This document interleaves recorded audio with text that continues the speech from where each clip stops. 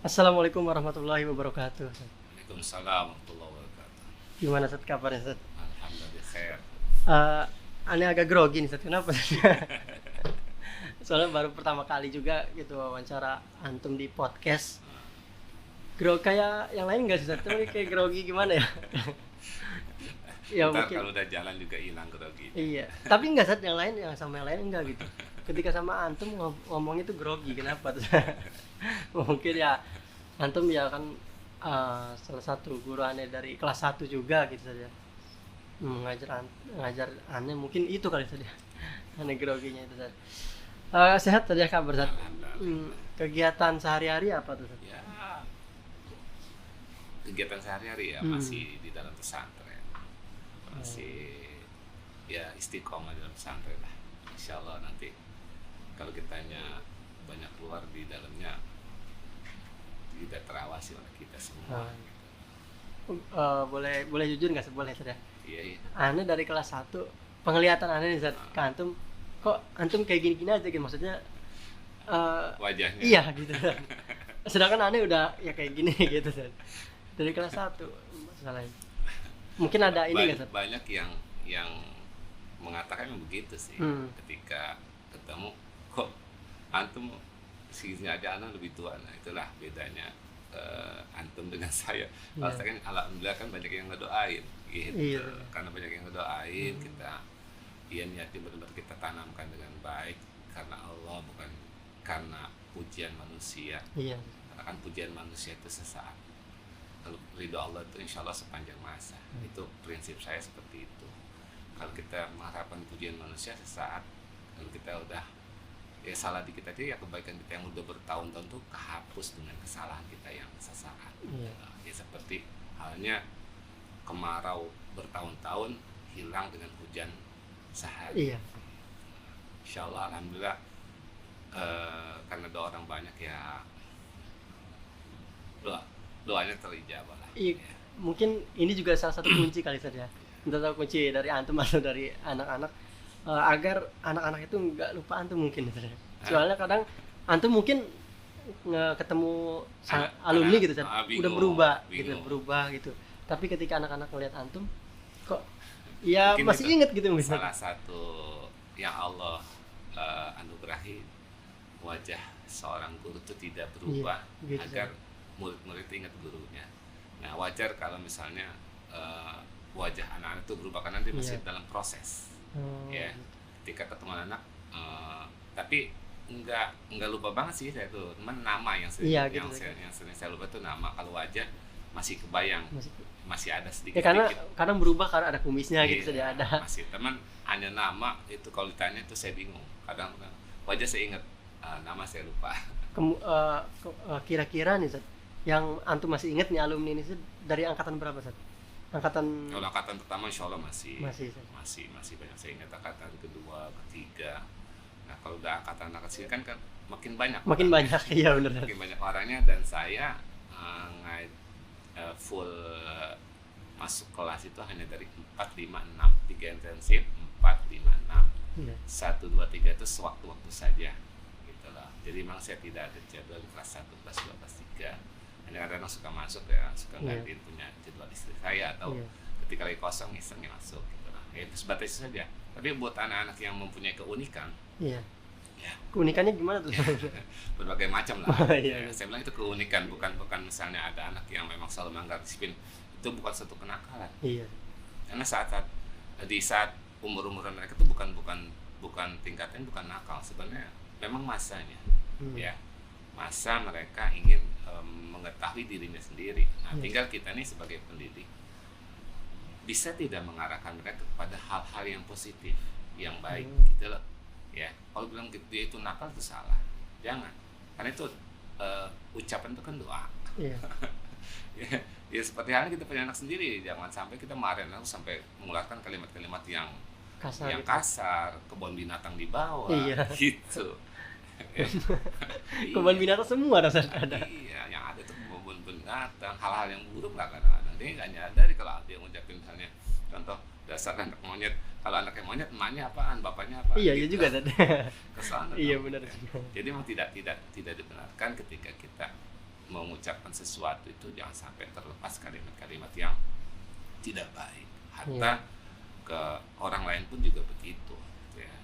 Jadi jangan sampai nih anak-anak kita di masa pertumbuhan ini menyimpan di otaknya kalimat-kalimat yang tidak baik. Bahkan saya selalu mengatakan di depan anak santri itu, hilangkan kalimat-kalimat buruk, ucapkanlah kalimat-kalimat yang baik seperti kalimat tasbih, takbir, tahmid. Karena anak-anak kan masih keluar bahasanya belongoh. Iya, ya. itu. Maka saya bilang hanya orang-orang belongoh lah yang mengetahui kebelongohan. Gitu. Kadang kayak gitu mungkin nggak sadar atau gimana saja anak-anak tuh apa terbiasa atau ke bawah gitu. Kan kembali kepada pendidikan dasarnya. Iya, di rumah. Kita gitu. di sini kan melanjutkan pendidikan dasar. Oh iya, dari SD gitu saja. Nah, pendidikan dasar itu artinya ya berangkat dari bi'ah rumah, lingkungan rumah. Iya. SD juga kan melanjutkan bi'ah dari rumah. Dari rumah. TK juga begitu, tinggal bi'ah rumahnya nih. Ya. Ini kalau jadi yang lebih tekankan malah justru ke ayahnya. Jangan sampai dia gagal jadi seorang ayah. Gitu. Meskipun ada kalimat al-ummu madrasatun, ya, baik buruknya pendidikan atau sekolah kan tergantung kepala sekolah. Gitu. Kalau ayahnya nggak benar, berarti kan kepala sekolah nggak benar. Gitu kan. Ayah itu kan kepala sekolah di rumah. Oh, berarti termasuk aneh juga saja. Iya. Makanya jadi seorang laki-laki itu harus mempersiapkan diri menjadi ayah yang baik buat istri dan anak-anak. Iya. Jangan sampai istrinya nggak benar, ya jangan misalnya retrospeksi ke diri kita dulu gitu loh. Ya.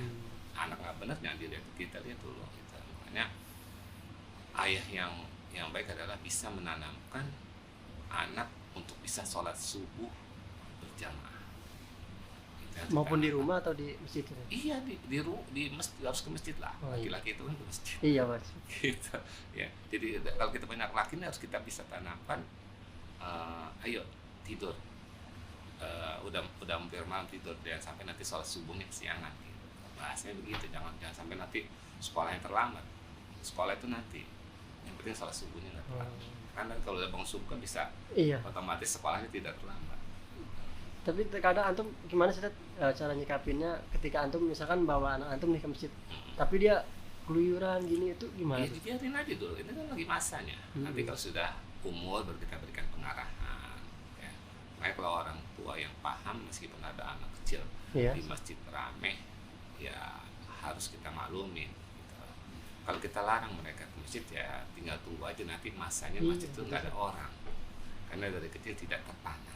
Atau kalau dimarahin kapok dia ke masjid, udah dia ke masjid, nanti dimarahin sama si A.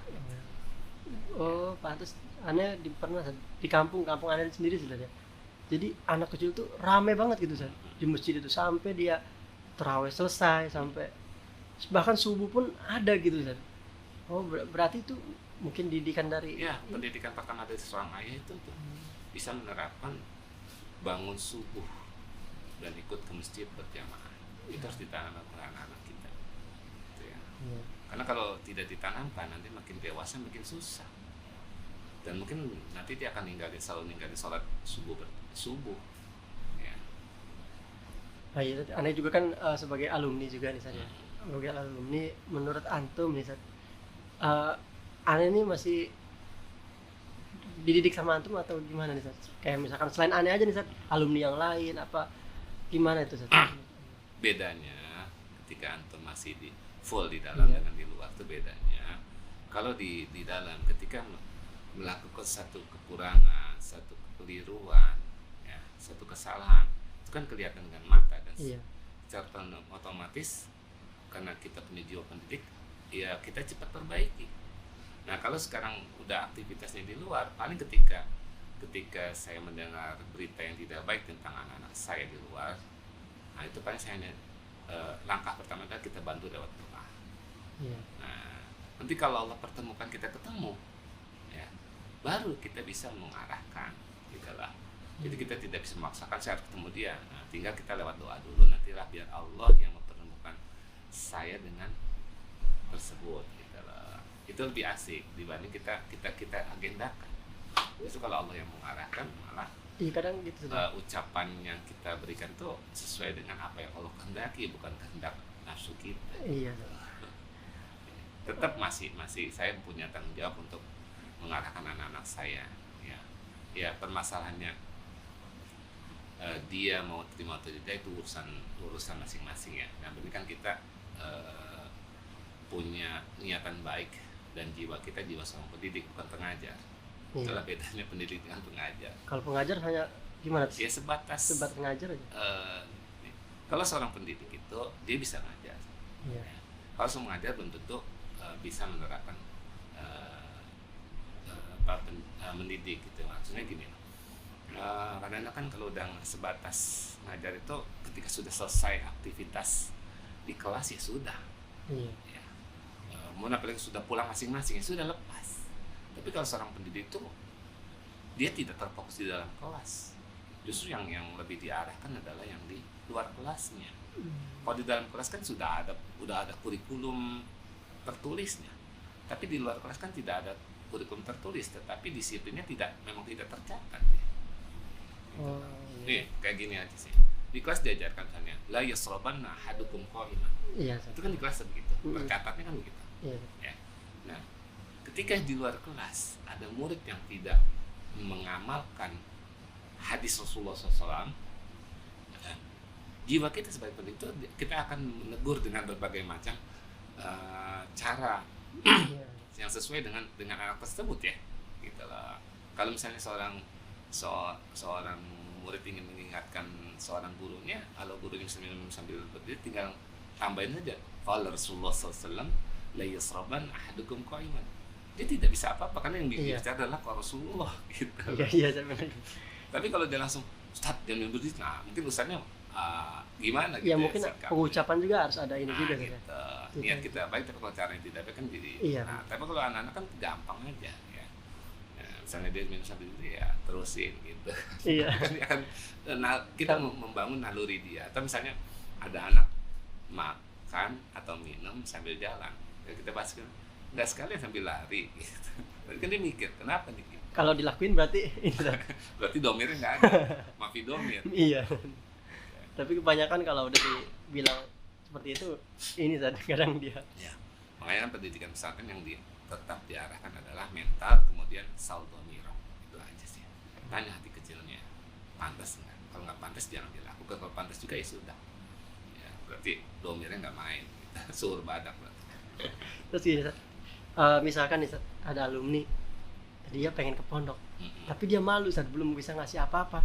Gimana dia pengen, saya pengen ke pondok banget nih, pengen ketemu sosial, cuman saya harus gimana ngasih apa gitu. Jangan terhambat dengan sesuatu.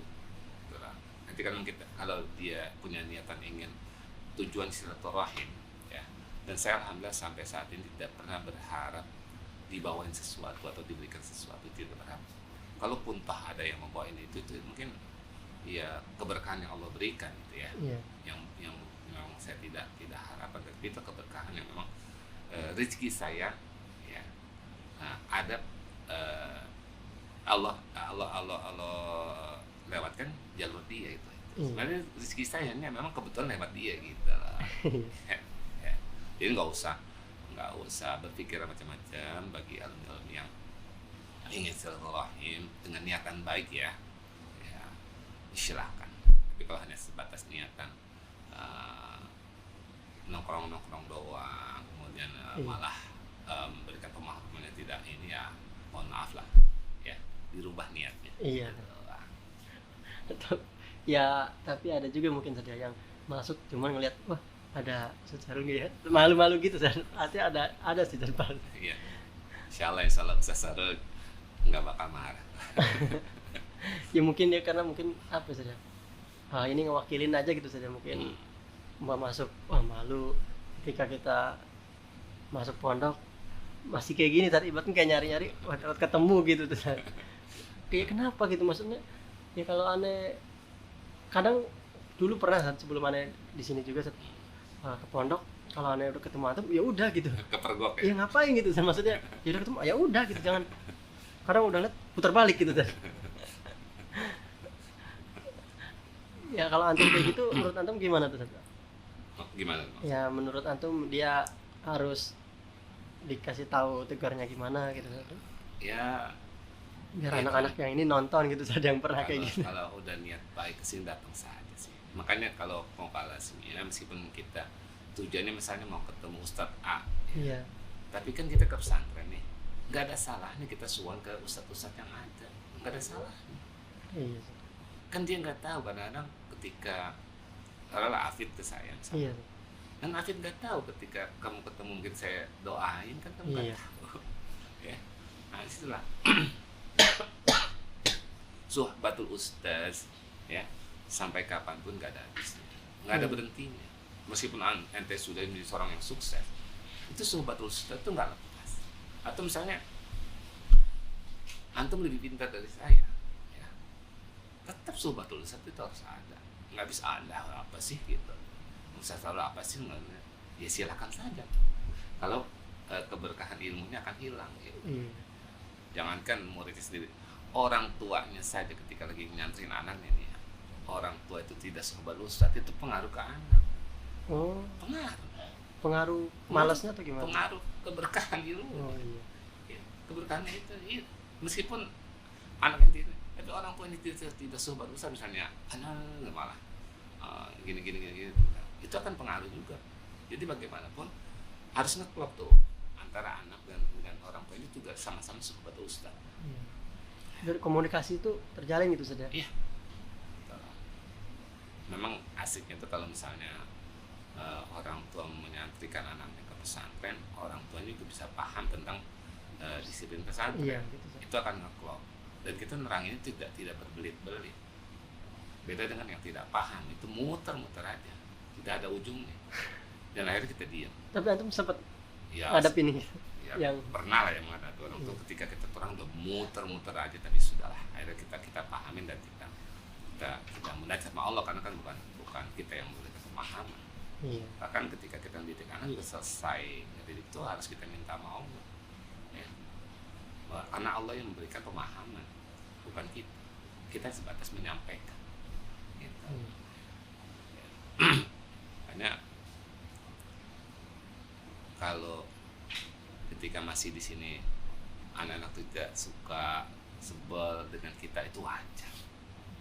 Tapi ketika sudah ketemu manfaat apa yang sudah kita didik, itu dia akan secara diam-diam itu berterima kasih. Iya. Gitu. Benar. Secara diam-diam dia berterima kasih, bahkan malah kangen. Nah, ketemu. iya itu salah satu sari kangen biasanya. Waktu habis keluar, aneh sendiri nih saya, ya orang lain. Jadi keluar ke Jakarta. Nah, di Jakarta kan hidup kayak gitu saja. Nah, tiba-tiba kok kangen gitu. Diomelin, pernah nih diomelin di Jakarta, cuma kangen omelan ya kayak dari ustadz-ustadz pondok. Beda kan ngomelin ustadznya sama orang lain. Kadang kalau di pondok habis diomelin, besoknya bakaran gitu. Besoknya kayak jamu bareng gitu tuh. Kalau di sana ya udah gitu tuh. Kangen makanya. Tapi kok antum sering ke pondok kenapa? Nggak tahu.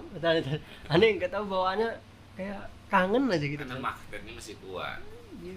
Magnetnya masih kuat. Memang harusnya seperti itu. Ketika kita belum berhasil, nggak ada salahnya kita silaturahim. Mungkin kita bisa curhat. Nah di sini mungkin ada kekuatan doa dari guru-guru kita, gitu. Yang kita tidak sadar, karena gitu, keberhasilan kita itu tidak lepas dari orang lain. Iya. Sampai kita mati pun tidak lepas dari orang lain. Emang kalau ente mati jalan sendiri ke kuburan? Iya, nggak bisa. Iya kan?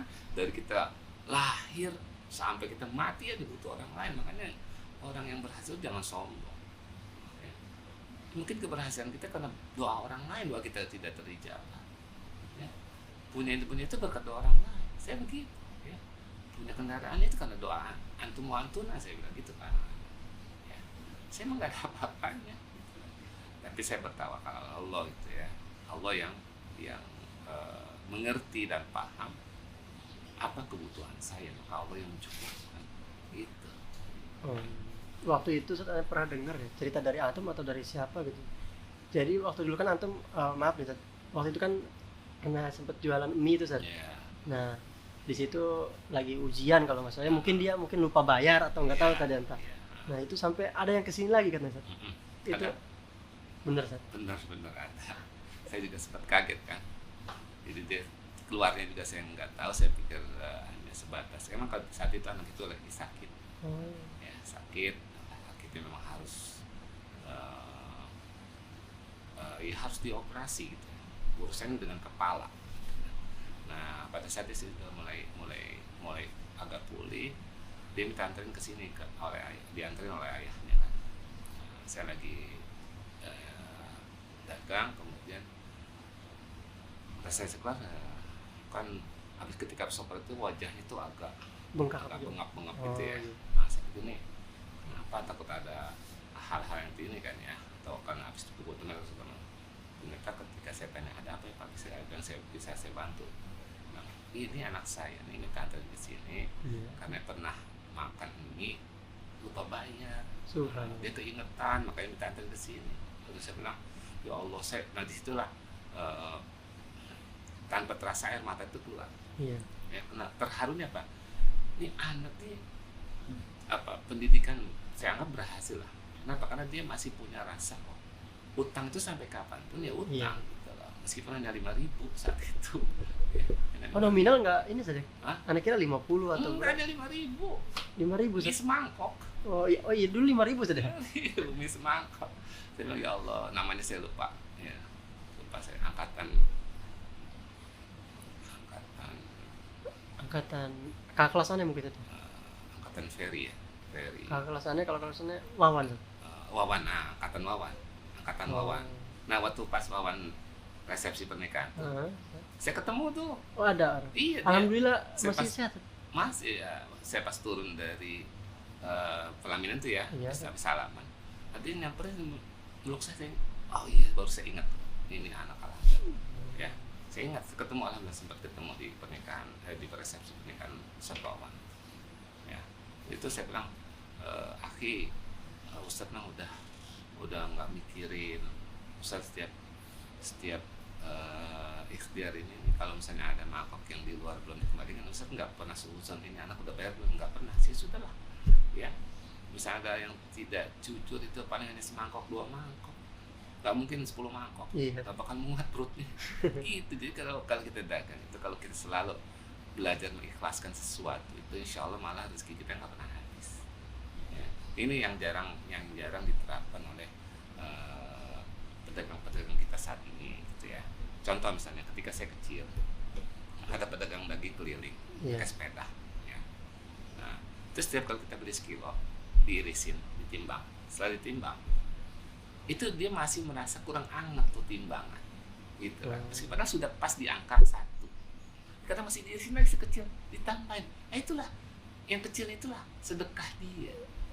Padahal dia maksudnya kan ini 1 nih, iya kan, dia kurang dikit gitu. Sudah di angka 1 sudah pas. Iya, tapi ini mungkin masih ini, alah biar anget, biar pas gitu, biar anget lah. Oh iya, di sini lagi ditambahin. Justru yang sedekahnya itulah yang bikin dagangan dia berkah. Tapi aneh jarang nemu bukan malah ngurangin timbangan. Justru malah tuh tukang daging malah nyambahin lebih dari sekilo gitu. Ini malah nggak dikurangi timbangan angka 1 pas kita timbang di rumah nggak nyampe angka 1, mungkin hanya 9 ons. Tapi pernah aneh kayak diumpetin gitu. Jadi angkanya tuh kayak nggak boleh dilihatin sama kita gitu. Jadi dia nimbang sepihak mata dia sendiri gitu. Ya. Kadang ada yang kayak gitu. Nih saya pernah juga dapat, belum lama ini saya dapat pemahaman orang tua Betawi dulu. Saya pernah ada orang tua Betawi itu tuh kalau mau zakat fitrah itu jarang yang pakai duit, jarang. Bahkan sampai sekarang saya masih pakai. Saya zakat fitrah itu nggak mau pakai duit, karena yang saya makan adalah nasi itu kan dari beras, makan pokok saya beras.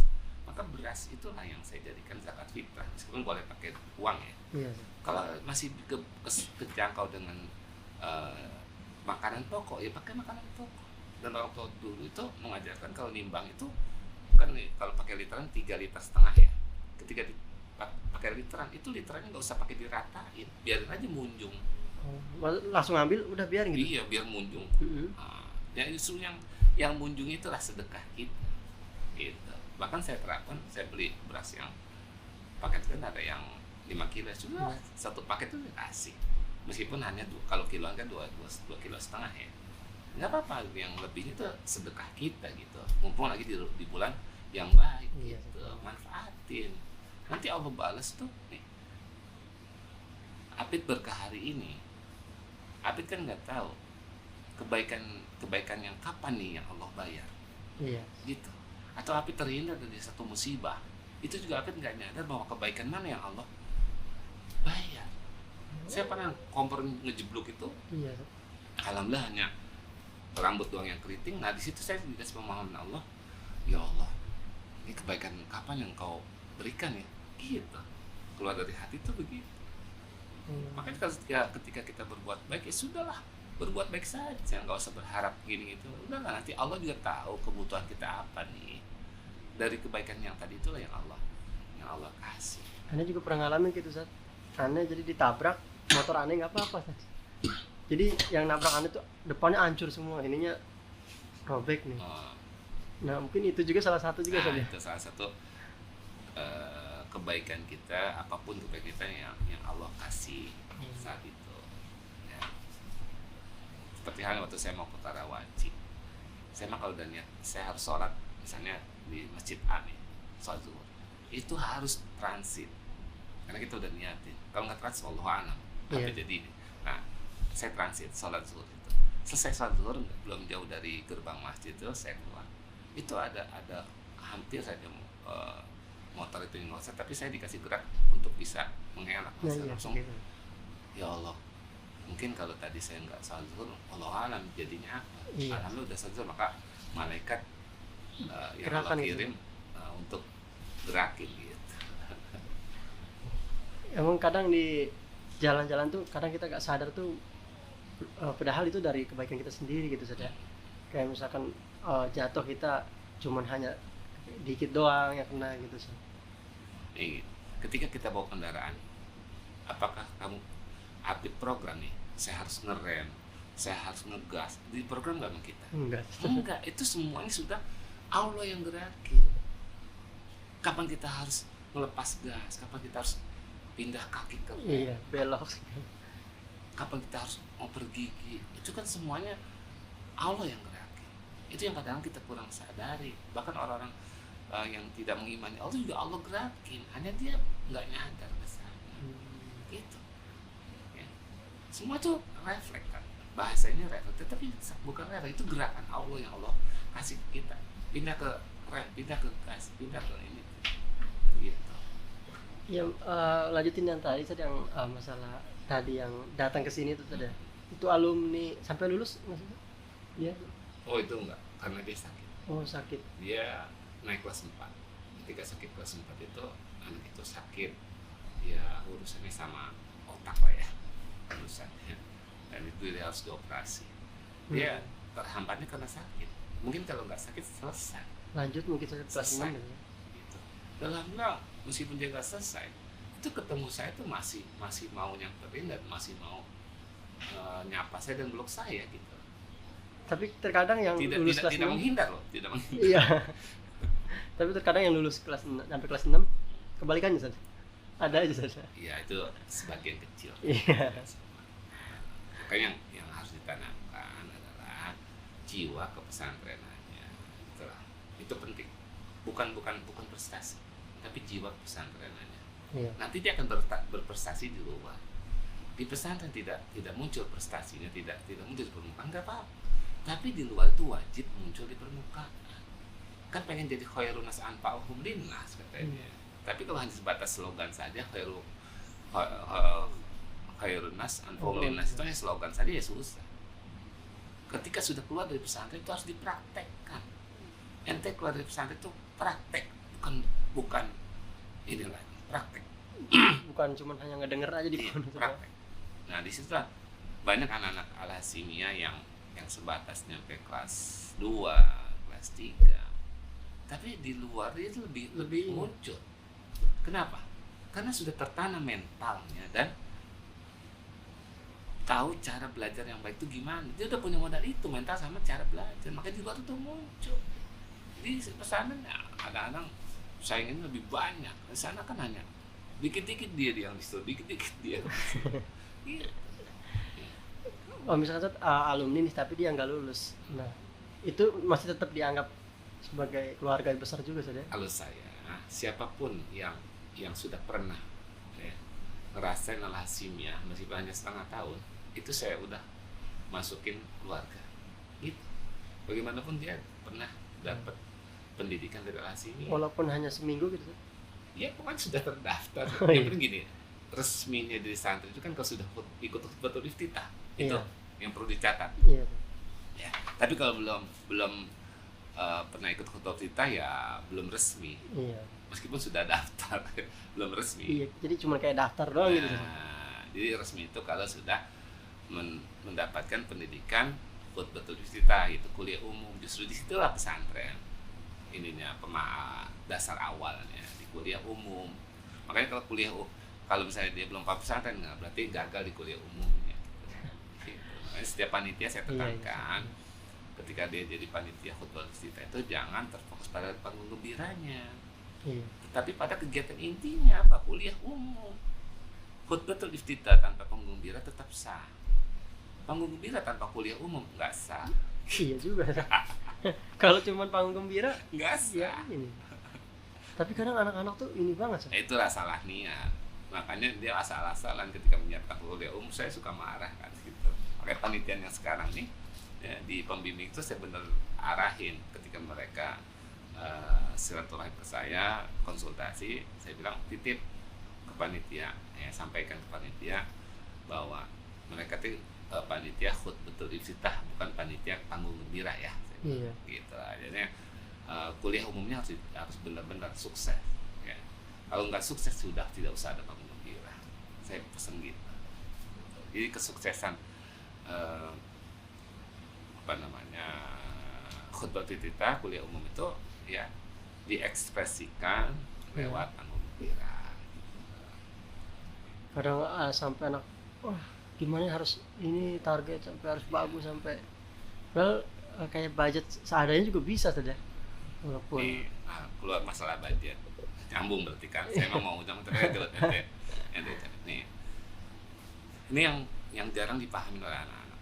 Misalnya panitia menargetkan anggaran 50 juta. iya 50 juta. Itu kan RAB ya. RAB-nya. Nah, ternyata uang yang ada di tangan cash itu hanya 20 juta misalnya. iya Berarti kan masih kurang 30 juta. 30. Panitia itu ya boleh, panitia pengen cari tambahan boleh-boleh saja, sah-sah saja. Tapi buat saya adalah yang perlu saya tekankan, dari uang 20 juta disinilah santri dituntut untuk bisa memanage uang 20 juta sehingga acara itu sukses. Gitu Iya. ya. Jadi jangan bicara uang 50 jutanya, yang ada di depan mata saja.